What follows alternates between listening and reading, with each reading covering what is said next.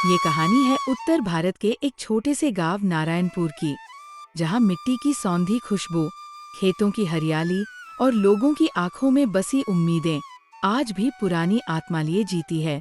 लेकिन हरियाली के पीछे जो दुख, गरीबी और संघर्ष की कहानी छुपी है, वह बाहर से देखने पर दिखाई नहीं देती। इस गांव में रहता था एक किसान, राम भरोसे। नाम तो बड़ा आशावादी था, पर किस्मत उसके नाम के बिल्कुल विपरीत थी। खेत उसका था, पर पानी बादलों के भरोसे था। बीज उसके थे, पर फसल ईश्वर की दया पर निर्भर थी। राम भरोसे की उम्र 40 के पार थी। सांवला रंग, हल्की झुर्रियों से भरा चेहरा और माथे पर हमेशा चिंता की रेखाएं। उसकी पत्नी रमा उसकी सच्ची साथी थी। दोनों के 2 बच्चे थे, गोपाल 10 वर्ष और बिटिया गीता 8 वर्ष। छोटा सा मिट्टी का घर, टूटी छत और बाहर एक नीम का पेड़, यही था उनका संसार। पिछले 2 साल से गांव में बारिश नहीं हुई थी। कुएं सूख चुके थे, तालाब में कीचड़ रह गया था। राम भरोसे रोज सुबह खेत जाता, सूखी मिट्टी को देखता और खाली हाथ लौट आता। रमा ने कई बार कहा, क्यों रोज सूखे खेत में जाकर आंखें जलाते हो? कुछ और काम देख लो, मजदूरी कर लो। पर राम भरोसे का जवाब हर बार एक जैसा होता, ये खेत मेरे पिता की निशानी है, मैं इन्हें यूं ही नहीं छोड़ सकता। आषाढ़ का महीना शुरू हुआ। गांव के आसमान में काले काले बादल छा गए। बच्चों की खुशी देखने लायक थी। सबने समझा, इस बार इंद्रदेव कृपा करेंगे। राम भरोसे ने फिर से खेतों की जुताई शुरू की। बीज बो दिए, उम्मीदों की फसल उगाने लगा। रमा ने अपनी सोने की बाली बेच दी ताकि बीज खरीदे जा सकें। बस इस बार फसल अच्छी हो जाए, उसने कहा। फिर अगले साल की चिंता नहीं। अगले दिन शाम होते ही बादल गरजने लगे, बारिश भी शुरू हो गई। 2-3 दिन तक अच्छी मूसलाधार बारिश हुई। फिर आसमान साफ हो गया। फसल के अंकुर फूटे, पर फिर मिट्टी सूखने लगी, पौधे मुरझाने लगे। राम भरोसे की आंखों में आंसू थे। बच्चों को भूखा देखना उसके लिए मौत से भी बदतर था। गांव में कई किसान रोजगार की तलाश में शहर भाग गए, पर वो नहीं गया। वह अपने खेत के साथ जीना और मरना चाहता था। एक रात जब बच्चे भूख से बेहाल होकर किसी तरह सो गए, तब रमा धीरे से पास आकर बैठी और भर्राई आवाज में बोली, हम दोनों तो जैसे तैसे भूखे रह लेंगे, राम भरोसे, लेकिन हमारे मासूम बच्चे कैसे सहेंगे ये सब? उनकी हालत दिन ब दिन बिगड़ती जा रही है। क्यों न हम भी गांव छोड़कर शहर चले जाएं? वहां कोई मजदूरी मिल जाएगी। मैं किसी बड़े साहब के घर झाड़ू पोछा कर लूंगी। बस बच्चों को 2 वक्त की रोटी मिल जाए। रमा की बातें सुनकर राम भरोसे का दिल भर आया। उसकी आंखें नम हो गईं। वह धीरे से बोला, नहीं रमा, मेरे जीते जी तुम्हें किसी के घर काम नहीं करना पड़ेगा। मैं ये कभी नहीं होने दूंगा। ऐसा करते हैं, कल सुबह मुखिया जी के पास चलते हैं, उनसे कुछ दिनों के लिए मदद मांगते हैं।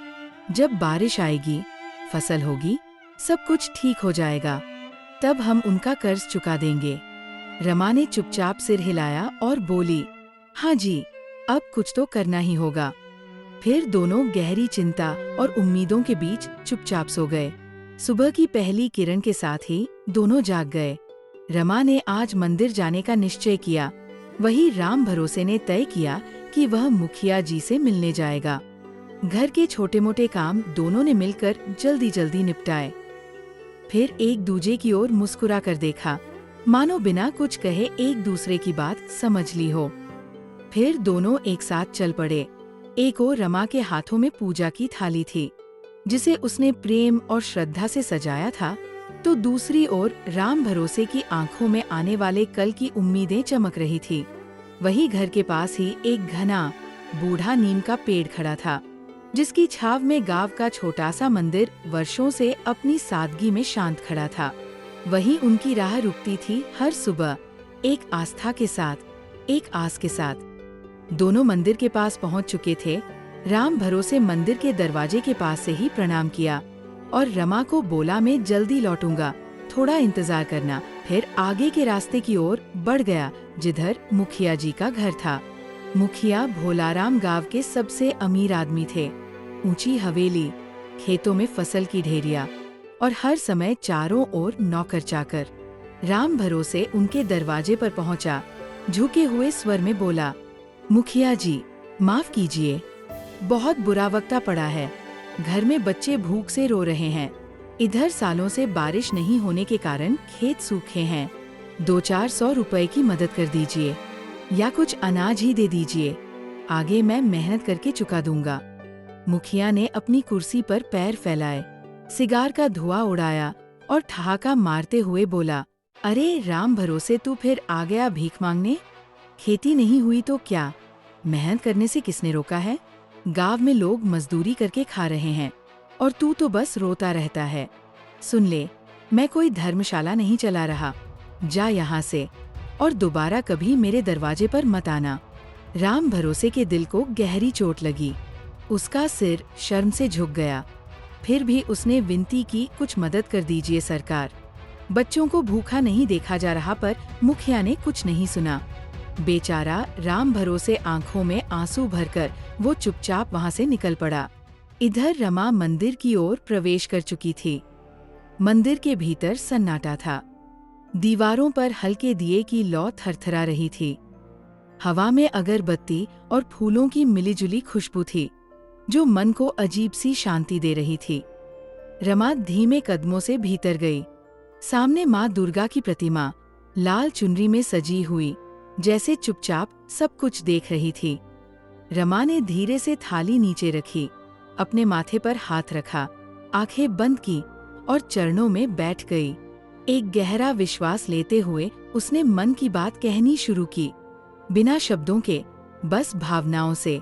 लेकिन फिर धीरे धीरे उसके होंठ भी कांपने लगे। माँ, बहुत कुछ नहीं मांगती आपसे, रमा ने बुदबुदाते हुए कहा। बस थोड़ा सा सुख, थोड़ा सा चैन। मेरे राम भरोसे को मत टूटने देना। वह बाहर से जितना शांत दिखता है, भीतर से उतना ही जला हुआ है। रोज कुछ न कुछ सोचता रहता है, कहता नहीं, पर मैं जानती हूँ माँ, उसे नींद नहीं आती। उसकी आंखों से टप टप कर आंसू गिरने लगे। उसने उन्हें पोंछा नहीं, बहने दिया। हमारे खेत में कुछ भी नहीं बचा माँ। अब की बार अगर फसल नहीं आई तो न चूल्हा जलेगा, न कोई उम्मीद। एक गाय थी, वो भी बिक गई। अब तो कुछ बचा ही नहीं है। तू तो सब जानती है माँ, तेरी आंखें सब देखती हैं ना। उसने माँ की मूर्ति के चरणों में सिर रख दिया। उसकी रुलाई अब फूट चुकी थी, मगर आवाज धीमी थी, जैसे कोई बच्चा अपनी माँ से छिपकर रो रहा हो। लोग कहते हैं ईश्वर सब देखता है। अगर तू वाकई सब देखती है माँ, तो देख, मेरी मांग की सिंदूर की लाली अब धुंधली होती जा रही है। राम भरोसे की हंसी जाने कब की खो गई है। बस एक बार हमारे खेत में हरियाली लौटा दे। मैं फिर कभी तुझसे कुछ नहीं मांगूंगी। एक बार बस। रमा की ये बिनती केवल शब्द नहीं थी, वो एक टूटी हुई औरत की सच्ची पुकार थी। एक ऐसी स्त्री की जो हर रोज घर संभालती है, चूल्हा जलाती है और साथ ही अपने टूटते सपनों को संभालती है। कुछ देर बाद वो उठी, आंखें पोंछी, माँ के चरणों में फूल चढ़ाए और थाली उठाकर बाहर निकल आई। जाते जाते एक बार फिर मुड़कर माँ की आंखों में देखा, जैसे माँ ने सुन लिया हो सब कुछ। और फिर नीम की छाव में बैठकर राम भरोसे का इंतजार करने लगी। कुछ ही देर में राम भरोसे उदास मन, झुकी निगाहें और थके कदमों के साथ वहां आया। उसकी हालत देख रमा सब समझ गई। उसने नजदीक आकर उसके कांपते कंधों पर हाथ रखा और स्नेह भरी आवाज में कहा, चिंता मत करो, सब ठीक हो जाएगा, बस थोड़ा धैर्य रखो। फिर दोनों सोचते सोचते घर की ओर निकल पड़े। तभी रास्ते में अचानक एक बूढ़ी औरत आई, फटी साड़ी, हाथ में एक लाठी, चेहरा झुर्रियों से भरा, पर आंखों में करुणा की चमक। वो बोली, बेटा, तू इतना दुखी क्यों है? राम भरोसे ने सारा हाल कह सुनाया। बूढ़ी मुस्कराई और धीरे से बोली, जिनके पास सब कुछ होता है उनके दिल अक्सर सूख जाते हैं, लेकिन भगवान कभी किसी को भूखा नहीं छोड़ते। तू कल सुबह अपने खेत में जाना और जो मिलेगा उसे अपनाना। हिम्मत मत हार। राम भरोसे ने हैरानी से उसकी तरफ देखा, पर कुछ नहीं बोला। लेकिन रमा ने प्रणाम की और दोनों आगे चल पड़े। अगले दिन शाम होते ही अचानक आंधी चलने लगी। लोग डर के मारे दरवाजे बंद करने लगे। लेकिन उसके बाद जो हुआ वो सालों बाद हुआ। जोरदार बारिश, पानी ऐसे बरसा जैसे आसमान खुद अपनी गलती सुधारना चाहता हो। तालाब भरने लगे, खेतों की मिट्टी में जान आने लगी। राम भरोसे पूरी रात भीगता रहा, हाथ जोड़कर आसमान को निहारता रहा। उसने खेतों में जलती लालटेन लेकर दौड़ लगाई, जैसे कोई खोई दौलत वापस पा गया हो। इस बार फसल खूब हुई। गेहूं और चने के भरे हुए खेतों को देखकर राम भरोसे की आंखें नम हो गईं। वह रमा से बोला, देखो रमा, ये खेत फिर से मुस्कुरा रहे हैं। गांव के लोग भी राम भरोसे को देखकर प्रेरणा लेने लगे। उसने न सिर्फ अपने खेतों को जिंदा किया, बल्कि गांव के पुराने तालाब की खुदाई में भी सबका साथ दिया। राम भरोसे अब अकेला किसान नहीं रहा, वो गांव का नेता बन गया, जिसने अपने श्रम से विश्वास और उम्मीद की मिसाल रखी। उसने सरकार से सिंचाई योजना लाने की कोशिश की और खुद अपने खेत के पास एक छोटा सा कुआं खुदवाया। बच्चे स्कूल जाने लगे। गीता को पढ़ाई में बहुत दिलचस्पी थी। राम भरोसे ने ठान लिया कि वह उसे गांव की पहली लड़की डॉक्टर बनाएगा। जब राम भरोसे की फसलें लहराने लगी, कुछ लोग ईर्ष्या करने लगे। कई तो उसे ताना मारते, अब ये बड़ा जमींदार बन गया है। गांव के एक अन्य किसान हरफूल, जिसने अपनी जमीन जुए में गंवा दी थी, राम भरोसे से चिढ़ने लगा। हरफूल ने पंचायत में उसके खिलाफ शिकायत कर दी कि राम भरोसे ने गांव के तालाब से अकेले पानी चुराया। पंचायत बैठी, चर्चा हुई, पर सबको राम भरोसे की ईमानदारी पर विश्वास था। उसे बरी कर दिया गया। उधर गीता पढ़ाई में तेज थी। राम भरोसे ने उसकी पढ़ाई के लिए गांव के स्कूल मास्टर से निवेदन किया। रोज खेत से लौटकर वो अपनी बेटी को पढ़ाता था। एक बार गांव के ही एक लड़के ने गीता को ताना मारा, लड़कियां खेत नहीं जोतती, पढ़ लिख कर क्या करोगी? गीता रोई, लेकिन राम भरोसे ने कहा, तू ही तो मेरी असली फसल है, तुझे तो लहराना ही होगा।